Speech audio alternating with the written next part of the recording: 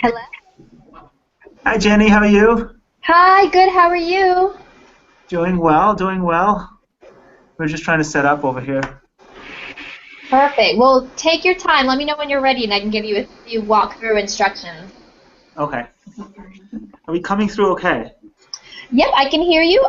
Maybe if you could turn your volume a little louder, that might help. How about now? More? Yes. Do you guys hear that echo? Is that me or you? I think it's you. We don't hear an echo over here. I just closed that down. Okay. Can you speak again so I can test the volume? Okay. Do you want me to raise the volume anymore? No, Let me I know. think that's perfect. I can hear you now.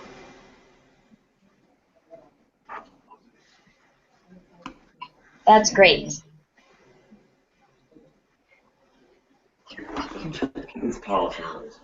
Ooh, Jenny, let me very introduce official. Bridget to you. Bridget? Yeah. Hi. Hi, tell me how you pronounce your name. Is it Bridget, just like it sounds? Yeah. Okay. Wonderful. And I assume that's Tom? Yes. Yep. Hello. Hi there. That's pronounced just Tom. Tom, like it's spelled. Great. Now, do you guys want me to show you how to customize the bottom third of your screen? Would you like to do that? Do you want to customize Sure. the bottom third of our screen? Yeah, why not? Okay, so on your screen, do you know where it is, the three little dots? It should say Apps. Yeah. And then you want to go to Hangout Toolbox. Yeah.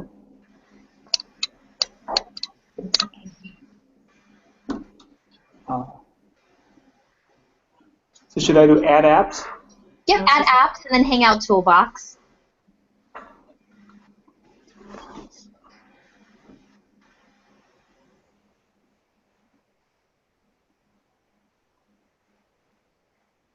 Right there. Oh. Okay. Perfect. And if you click on it, there should be an option that says lower third in the right. Do you see that? It'll pop up as a right sidebar. So it installed it, and right now it's on the right-hand side of Yeah. our screen. Okay, so perfect. Let's see, and which option is it up top?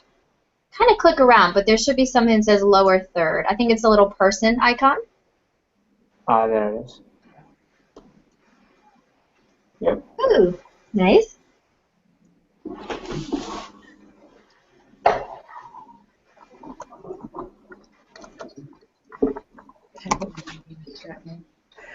You know what? I didn't think about that.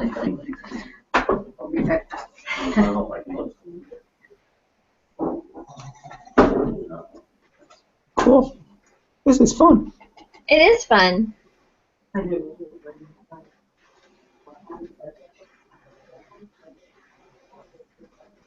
and will you tell me how to exactly pronounce your name again? Have I been saying it right? I hope. Close, very close. Parin. P-U-R-I-N. How's that? Maybe that will make it easier. P-U-R-I-N? The phonetically speaking, yeah. Parin. Mm-hmm. Is that right? Yep, absolutely. Is it really? It's funny because Moira and I, who is the president at large, was saying it's like parentheses. Like, that's how she remembered it. Like, Yeah, that's a good one, too. But I that's didn't think of it that way. incorrect. I like that one. I'm going to use that one. Parentheses. Parentheses, but that's not right. It's Parin. That's close enough. Yeah, it's whenever it gets it right. How come this doesn't go away? What are you trying to go away? Click on the little guy. Are you trying to add a logo? No, actually, I'm just trying to minimize it or have it go down to the lower third. Because I saved the preset. Happens if you click Oh, I probably have to click here. Or if you kind of bring your cursor to the left, you can click on Q&A or anything else, and that's where people would type in questions. Do you see that you have a Q&A? We have a chat. That's between us, presenters. So you can kind of play around with those options on the left. So now, how is this going to go down? So am I supposed to keep track of the Q&A and the I'll keep questions? track of the Q&A for us. Okay. And I'll kind of Cool. act as moderator. I'll read you the question if you'd like and have you answer it. And then as we get set up, I will certainly welcome everybody, make an introduction, and then pass it over to you guys to make your introductions. And then we can get started. Do you guys have like some bullet points or messaging that you know you want to get across? Now that would be way too organized. I like it. Chaos, organized chaos. Yeah, for us, you know, we're more real-time people. It's that much more dynamic and more interesting. Cool. Or I could go through a 35-point plan about us. Well, maybe we'll save that to the end.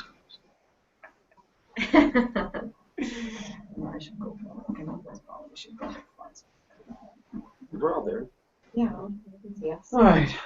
And just so, you know, we have a few minutes if you guys want to hang out. We'll be the only ones on webcam. You know, we'll officially start right at 12 noon. And then I'll be able to record and edit this part out. So we'll start right at noon with the recording. Right. Cool. So will we? So I think at one point you told me that there will be about 10 active webcams. Will we be able to see the other 8? You know what? That is, it's only if I invite people to this host URL. Otherwise, people that go to that Google Plus page or the YouTube page, they will just be observers. They actually won't be on webcam. It'll only be us or whoever I invite onto webcam. Gotcha. So probably the BMA will. Is Anel going to join us? She is, but only as a viewer. I didn't invite any of the other board members as an attendee. I just didn't know if it would be too loud or, you know, too much chaos. We might lose you for a second when you do that. We might lose you for a second. We have to. We're just making sure we disconnect the wireless piece so that at least they're active on the Ethernet and not the wireless. That should be good. This is actually pretty. This is pretty neat, actually. You know, to do. It's very cool. Yeah, there's some really neat things you can do, and I know I was talking to a few other chapters, and they spent, you know, several hundred, if not thousand, on webinar software, and this pretty much does the same thing. You can record, you can promote it, you can do lots of cool things. You can interview multiple people. It's actually really very functional. I mean, you can do screen shares? Yeah, so I've got your presentation, your PDF. We PDF'd it. I've got it up, so if you ever want to do that or if you want to have it. A few tips I do want to pass along is I read to minimize or turn off any of the other programs you might have running just to make this more optimal. Turn off your cell phones so those don't go on in the background. Get a glass of water if you want it. That's about it. Point. So can I close this?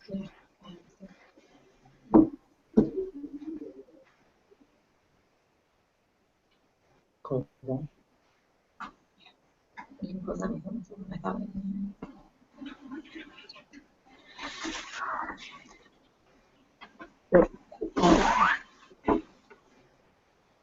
And what else? And if you want to practice doing a screen share just in case, feel free to do that. We've got some time. So, do we need to subscribe to this service if we wanted to host something, or is this more part of your Google Plus profile? Anybody with a Google Plus page, you just have to tie your YouTube account to your Google Plus page, but anybody can do one of these. And I did a private one yesterday to test it, so you can even do private ones or public like this will be. You can designate it when you set up the event. So anybody can do it. It's really cool. Yeah, it is pretty neat, actually. Because you've got screen share, you've got video conference, you could do a webinar. I mean, You can chat, yeah. It's very, and then plus, I have, as the moderator, the host, I have the ability to kick people out. I can mute people. I can turn up the volume. I can switch the screens. So it's pretty cool from my end. So WebEx mostly the same functionality. So WebEx is at a threat right now. Is what? WebEx is probably nervous right now.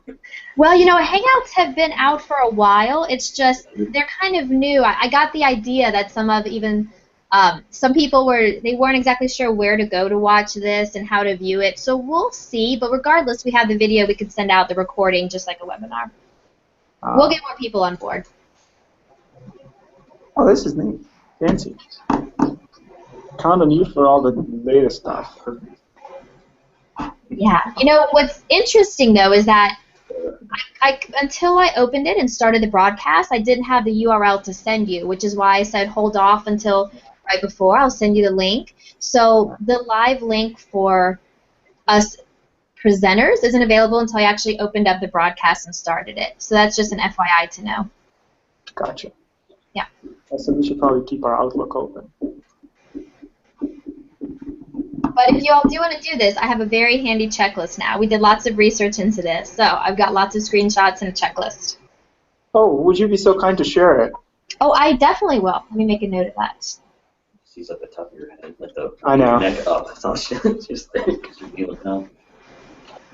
And you're alone on your feet. Yeah, really just trying.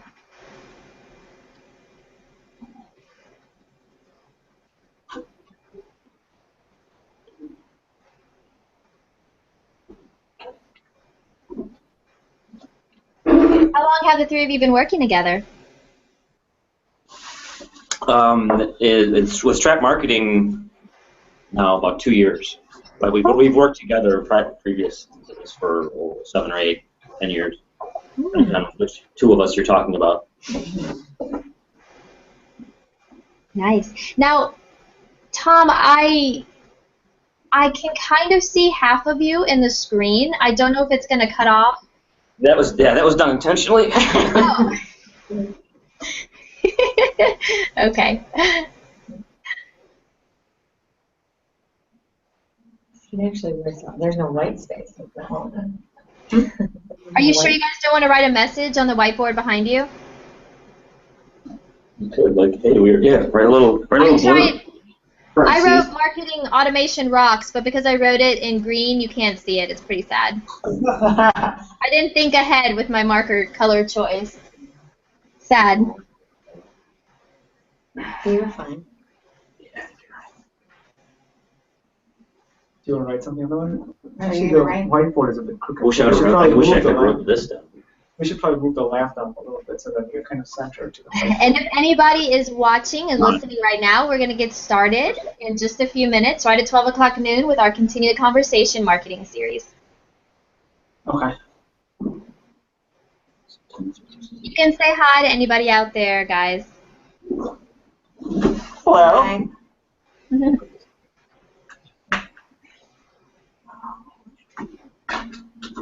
So we're hoping that this actually turns into an interactive session. So if you're out there, and if you have questions, line them up right now. That's right. There's a This is Q&A button, folks. Just type it in, and we'll see it.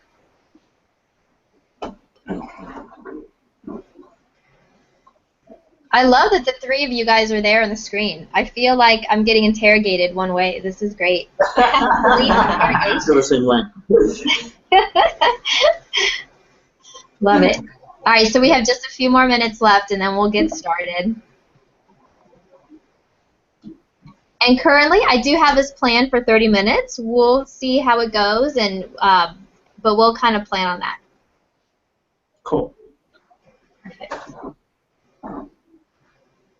So how was your Atlanta experience? Did you enjoy coming down, meeting everyone?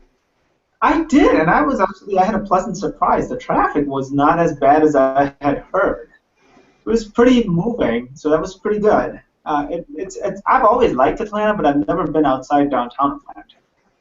Oh. So every time I've come for trade shows and stuff like that. So I've always stayed within the proper downtown area, and it's close enough to the airport. MARTA is right there. So this was my first time venturing outside of the city, and it's a nice, cozy metropolitan. It really is. Atlanta's a great city, and the perimeter area where we were is really bustling and growing, and it's one of the new hot spots for sure. There's so many offices, and it's growing. So I'm glad you got to see a little bit more of the city. I'm actually planning another trip because I have to visit one prospect in Alpharetta and another one in Marietta. Oh, So yeah, great. You're heading even more north in the burbs. I live in Marietta, so welcome. Okay. Yes, call me up if you need help with directions. Well, thank you. Yes. No, I just liked it. Given that Atlanta is the busiest airport, it was a lot easier to get in and out than what I had thought. Because I had pretty much stopped traveling for almost 2 years now, so my database is really obsolete. Yeah. Oh, great. Well, the airport's a little crazy, but no, I'm glad you got through it okay, and we're so glad that you were able to come down because everybody loved the presentation. And speaking of, it's right at 12 o'clock noon. I will give people 1 more minute, and then we'll go ahead and get started with our marketing automation talk. Sounds good. Great. Okay. So what are the upcoming events at the BMA, or maybe you're planning on covering that anyways later? Yeah, great question. So we are actually going to, our next conversation is on lead nurturing. So that'll be happening in August. And then our young professionals group, they are actually having a really cool panel with people who represent different roles in the marketing industry. I guess I should say disciplines. So we're having a social media person, a content strategy person, what else is there on the panel? But yeah, so that will be this month in July. It'll actually be really cool. So the social media is July, and then Lead Nurture is August? Yeah. Yes, lots of exciting things. Okay, guys, so let's go ahead and get started. I'd like to welcome everyone today to our BMA, Business Marketing Association Atlanta, continuing the conversation. My name is Jenny, and I'm the Professional Development Education Chair. So on behalf of the BMA Association Board, I'd like to welcome you. This is a Hangout on Air. It's our version of the webinar, and we invite you to follow BMA on Twitter at BMA Atlanta. And let's go ahead and welcome our guests today.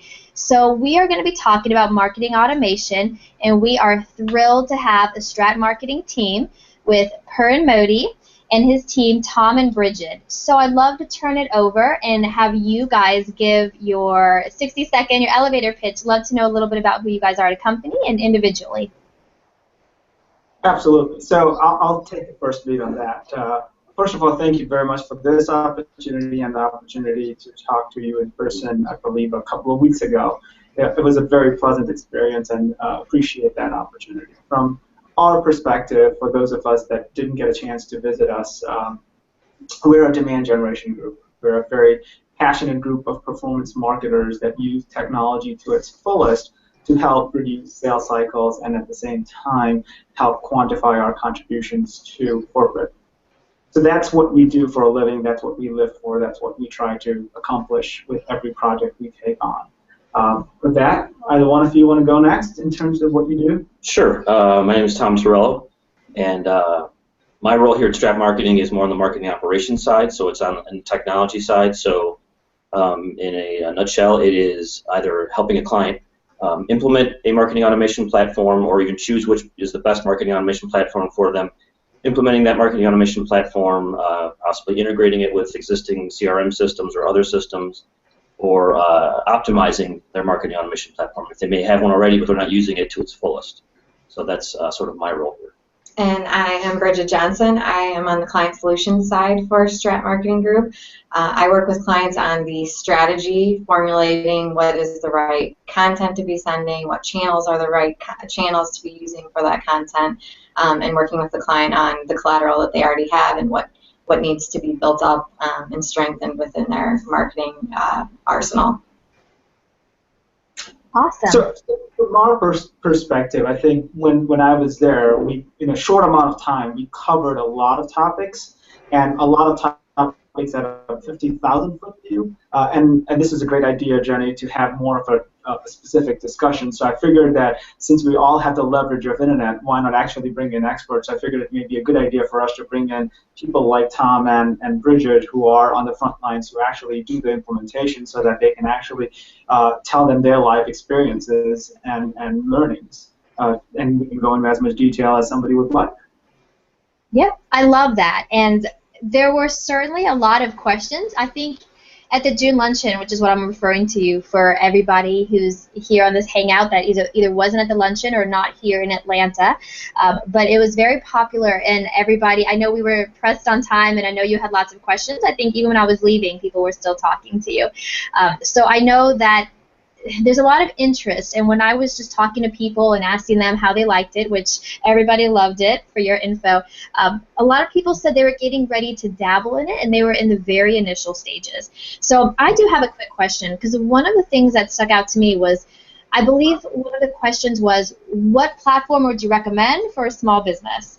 There was a question like that, and your answer was so good. It was like, well, that would be like me walking down the cereal aisle and trying to pick out a box of cereal when I don't really know you or what you like or anything about you.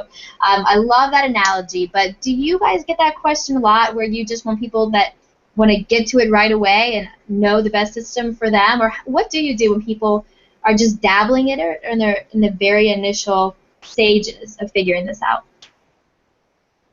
So from our perspective, you're absolutely correct. Everybody wants us to tell them, saying, okay, just tell me the one platform I need, and we can easily sign up for it, and we'll be good to go. And the easiest answer for us is obviously it depends, right? But there are certain rules of engagement, right? There are certain norms that apply. So for example, if you're a small business, you could work on the process of elimination, right? So if you're a small business, you could look at all those enterprise platforms are not necessarily applicable to you. So you can start narrowing down the field that way.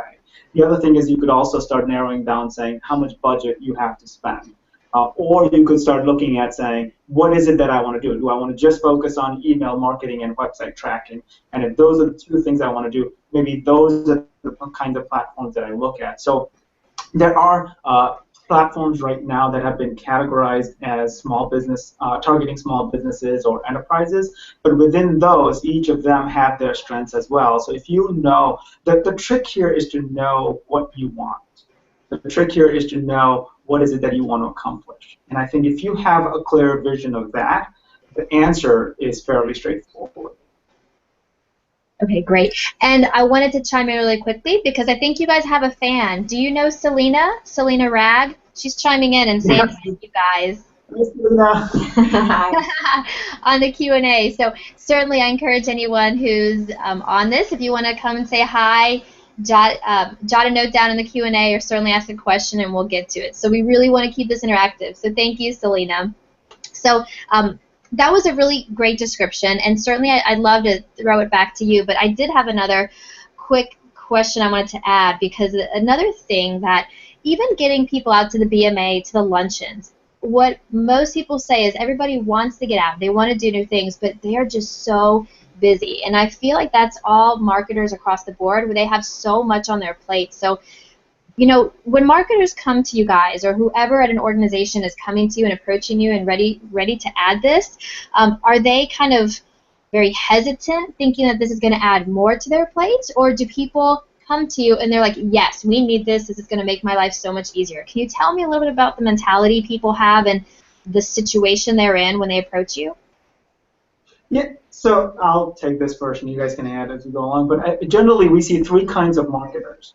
Number one is you've got the high-tech, tech-savvy, astute performance marketer who has a clear vision of what is it that they need and how to get there. They just don't necessarily have the bandwidth. So those are those are the best kinds of marketers to deal with, because at that point you're primarily talking execution, right? They basically just need to scale quickly, and they need our help to help them execute and scale. So those are the one kinds of marketer that we deal with. The second is our marketers who believe they need something, they don't know what. They've heard about content marketing, they've heard about inbound marketing, their executives are asking about Facebook pages and social media presence and things like that. So they know they need some things, but they don't know what. So that's the other one. And then the third ones are I guess, the best of both worlds. They're more budget conscious, but at the same time, they want everything.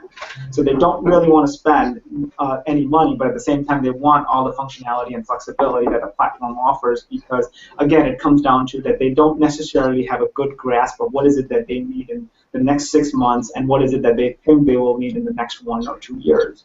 So as a result, they'll say, I don't know, but I don't have the budget, but I may need that, and I may need that, and I will probably need that, and if everybody is doing social media, I probably will need social media too. So I need a platform that will last me for 5 to 7 years, and that generally isn't a good answer. So those are the three main kinds of people that we generally deal with. Anything else that I missed? I think that Yeah, covers I it. think you covered it. Okay, so that leads me to another question, and I don't totally want this to be about my questions. I'd love for you guys to throw out some topics as well. But I had assumed, and you know, you never want to assume, but that people came to you guys when they know for certain that looking for marketing automation help. But is that the case? Does everybody know when they come to you at that point they need marketing automation consulting or they need help, or are they coming to you saying, a piece is missing, or we need to add in content marketing? Do they come to you all thinking they need something else and you all come to them with this? Or what are the needs that they have? Is it 100% of the time, we need marketing automation, you guys are the guys? Or do they come with different ideas in their head? I'd love to hear about that, your approach, and what they think you do. Yeah, absolutely. So again, from an enterprise standpoint, they have a good idea of what they need.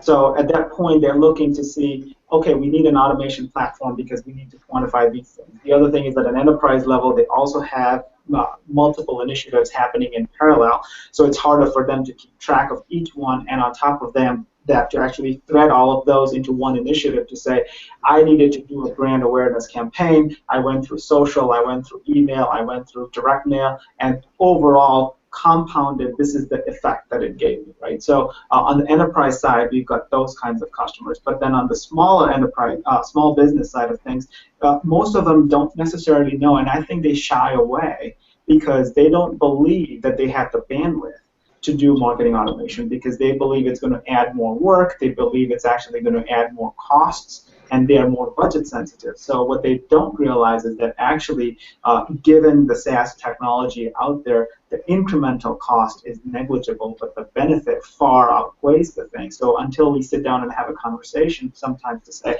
look, yes, you will have an incremental cost, but over a 6-month period or a 1-year period, it more than pays for itself. And it also gives you a platform to scale and do more with the same amount of people you have. So you don't necessarily have to keep investing in people to do stuff that can be automated, but at the same time be personalized. And I know it kind of sounds like an oxymoron, but that's the beauty of a technology like that. So those are the two main kinds of people. And then you've got the mid-sized companies. And by mid-size, what I mean is companies that are probably 100 to 500 million in revenues, and they do have a marketing team.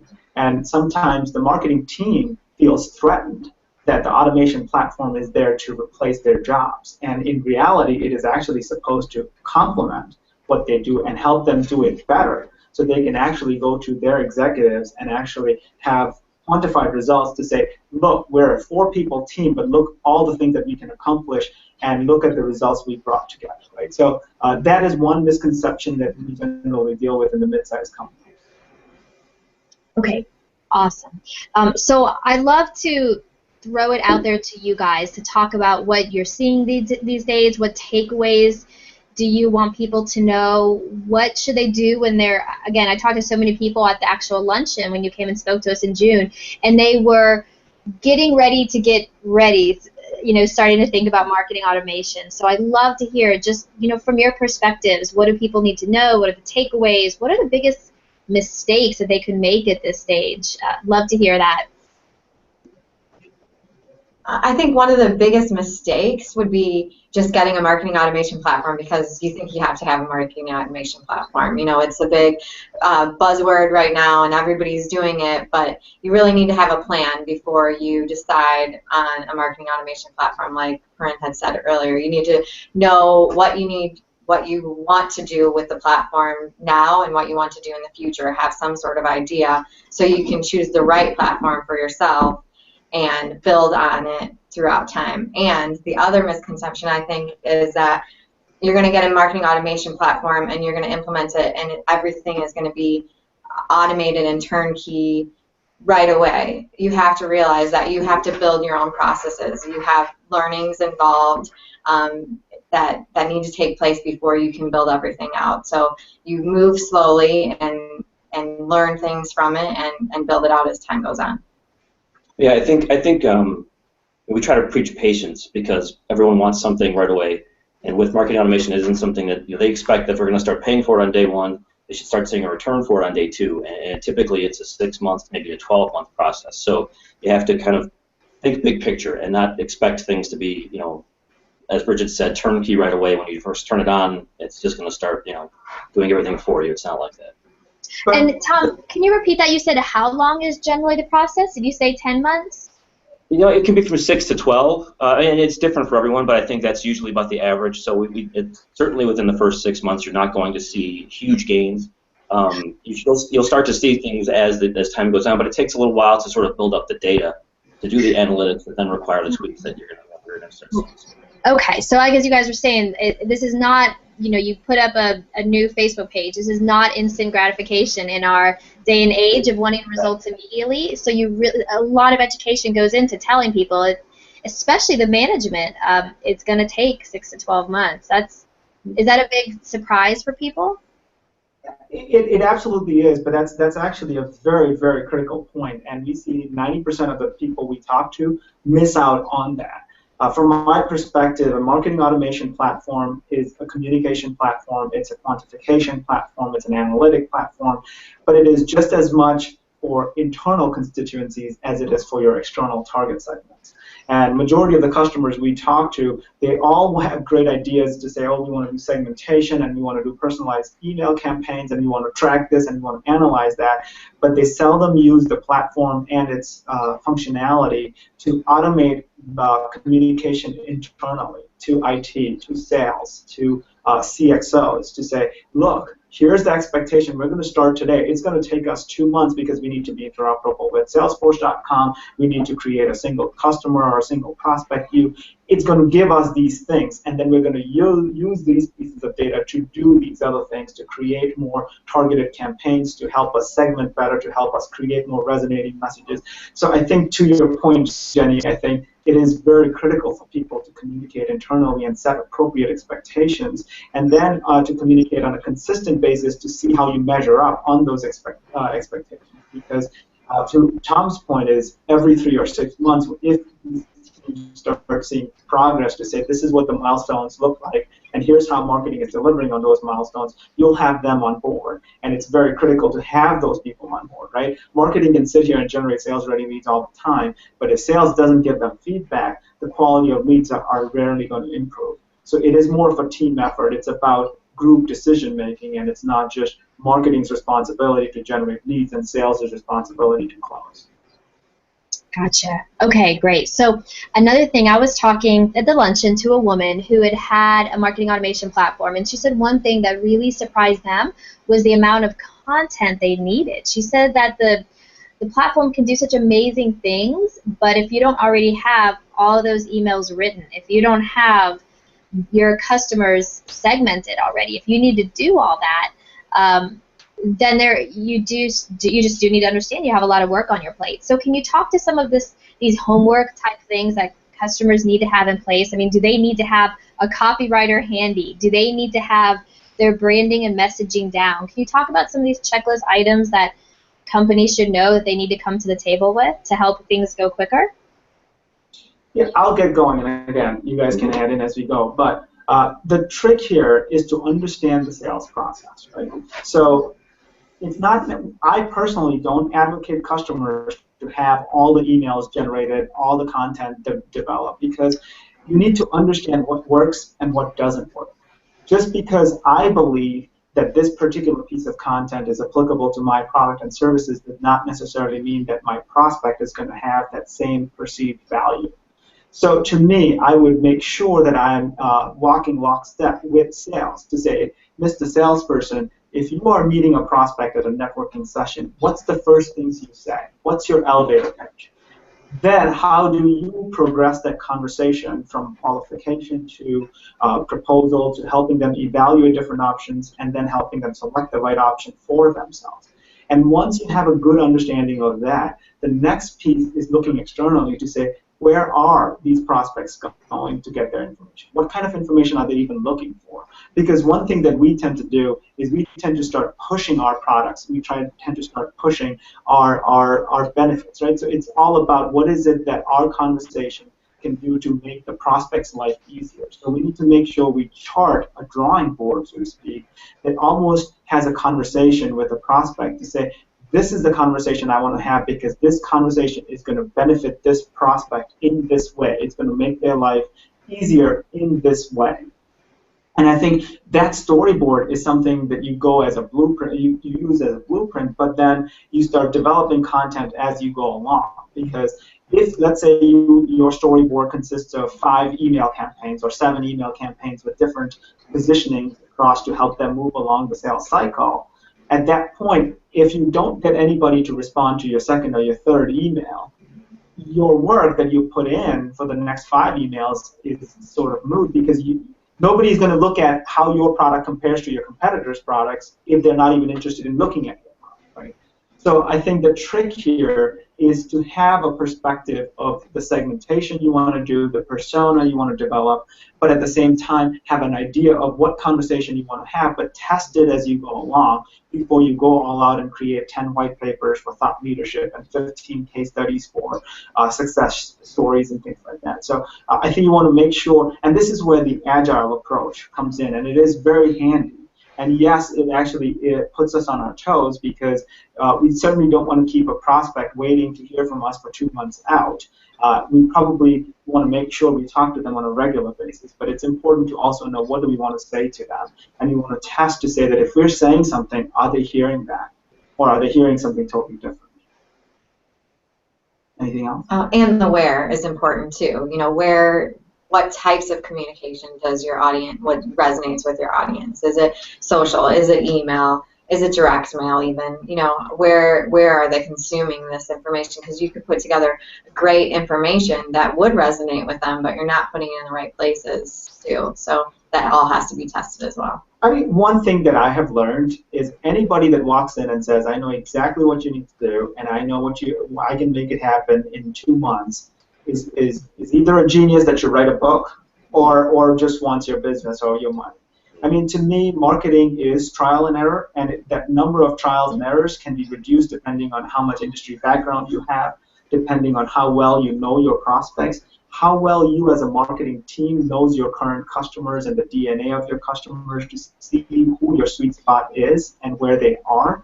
So I think there are certain variables that account to shortening that learning curve, but at some point it is still trial and error to say, we need to try 2 or 3 things in a sandbox environment so that there isn't a whole lot of time invested, a whole lot of upfront costs invested, but of those 3 things, one will work, and let's scale that. So to me, it's definitely about trial and error. It's about constant tweaking. I mean, we've got a customer in insurance, a case study that we went through when I was there. We worked on that customer's lead scoring model for the last 2 years, and we're still tweaking it. In fact, we're going to tweak it again. So it's a living, breathing beast that needs to be tamed and monitored. Wow, okay, love that. And before I jump into that, we actually have a viewer question. This is from Mark, and he is asking, is there a threshold number of customers or prospects that is a tipping point for ROI when investing in an MA platform?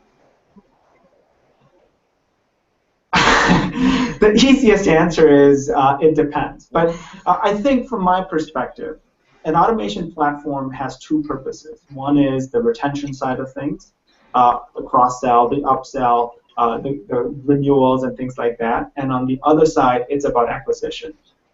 So if you as a company, if your focus is more on the acquisition side of things, then what you want to consider is how long is your sales cycle? What is the prospect database you're looking for, right? So for example, if I am a technology manufacturer that sells to wireless cell phone carriers, then I only have 3 or 4 customers in the U.S. I've got T-Mobile, I've got AT&T, and I've got Verizon, right? So my pool of customers is very shallow, and as a result, I need to be very good at what I do.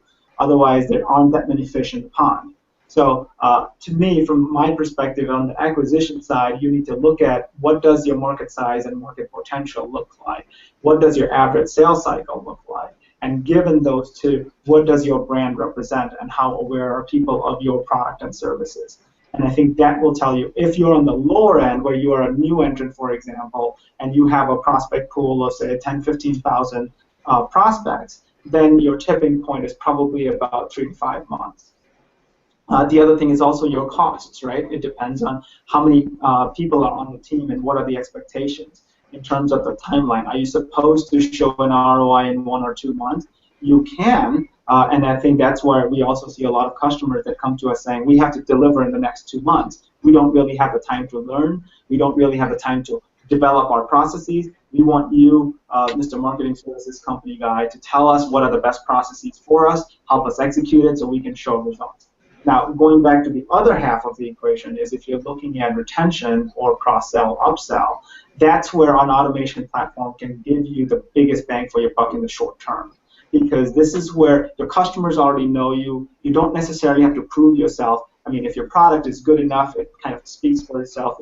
If your customer service is good enough, it speaks for itself. So this is where an automation platform can help you target to say, these customers are almost like an Amazon experience, right? If you go to Amazon.com and if you're looking at buying a DVD player or something like that, it'll probably say customers who bought DVD players are also interested in an LCD screen and DVDs are the best movies or whatever, right? So it'll allow you to do certain kinds of, implement certain algorithms so that you can do cross-sell, upsell, and actually show a quicker ROI because those are your lower-hanging fruit. I know that's a long-winded answer, but it's a very difficult question to answer. It is. So it's not like you can say you have to have 5,000 people on your email list. Yes, it isn't as easy as that, but at the end of the day, if you're looking at the acquisition side of things, if you do not have critical mass, and I think you being in your industry would know what critical mass is, you know how many leads you currently generate, and you know what your conversion rates are, an automation platform will generally help you better it by 30-40% if you do it right. All right, so then you can probably do some reverse engineering and do some math to say, okay, if I am generating 500 leads right now and I'm closing at 10 or 15%, and I want to scale it by X percentage, I'm going to need these many leads. To generate these many leads, I need this much prospect pool. So I think you can do certain numbers like that, but it's hard for me to sit here and say it's 5,000 for all industries. Because, like I said, if I'm selling into a Verizon, AT&T, and T-Mobile and Sprint, there aren't 5,000 names I can get. So. Right. It's a stereo box. Right. You need to know more. Gotcha. Yeah. Okay, great. So right now it's 12:26. I don't want to go too much over. I would love to do some kind of fun lightning round. What can we do, guys? Do you have any suggestions on something we can do? Can you, without naming names, talk about, your worst customer, the worst story that's ever happened, an attempt where maybe a client came to you and they attempted to do this by themselves first? Do you have any fun stories you can share with us? We love all of our customers. We don't have any bad customers. But we also have amusing customers for sure. We have one customer not too long ago was a startup company. They wanted to get into sophisticated marketing. We started deploying the platform. We started the campaigns. We started getting traction. We built a prospect database for them. Our contact was their vice president of sales, and the vice president of sales was managing their marketing aspects as well. So at one point, we started talking to him to say, here's the traction we have seen. Here are the campaigns that the people I've interacted with, which if we were to score those engagement behaviors, then this is what the score looks like. At this point, we need you guys to call these people to see how this pans out. And he responded saying, I can't call people. That's not my job. And then I'm like, I'm sorry, but marketing unfortunately cannot close the deal for you. At some point, you're going to have to call these prospects. So I think this circles back to the fact that marketing can only go as far as it can. At the end of the day, it needs sales to close it. And for those that believe that marketing automation is out there to put sales out of its misery, it isn't true at all. I think they're both very significant functions.